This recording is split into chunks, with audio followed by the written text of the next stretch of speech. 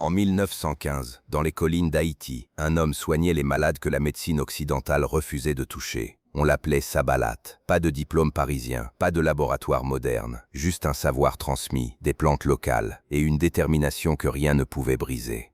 Les médecins étrangers appelaient ça de la superstition. Ils riaient de ces remèdes à base de plantes. Mais les résultats, eux, ne mentaient pas. Partagez cette histoire et suivez Light Spiritux pour rappeler au monde qu'être haïtien est un privilège et une fierté à porter. Un jour, un petit garçon fut amené chez lui, brûlant de fièvre, que les cliniques de la ville avaient renvoyé sans espoir. Sabalat avait un choix.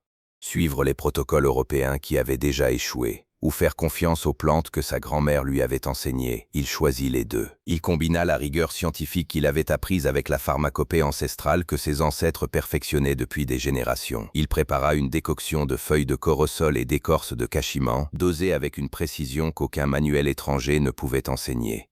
3 jours plus tard, la fièvre du garçon tomba. Ses yeux s'ouvrirent, clairs, vivants, comme si la mort avait changé d'avis. Ce n'était pas de la chance. Sabalat documenta chaque plante, chaque dose, chaque résultat, année après année, patient après patient. Ses méthodes se répandirent de village en village. Des médecins haïtiens formés à l'étranger revinrent étudier ce que lui seul comprenait vraiment.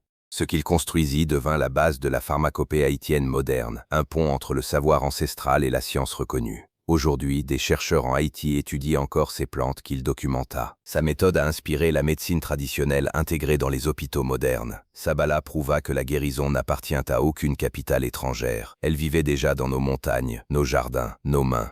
Son héritage vit dans chaque clinique haïtienne qui honore le savoir de nos ancêtres. Sabalat n'a pas seulement soigné, il a bâti.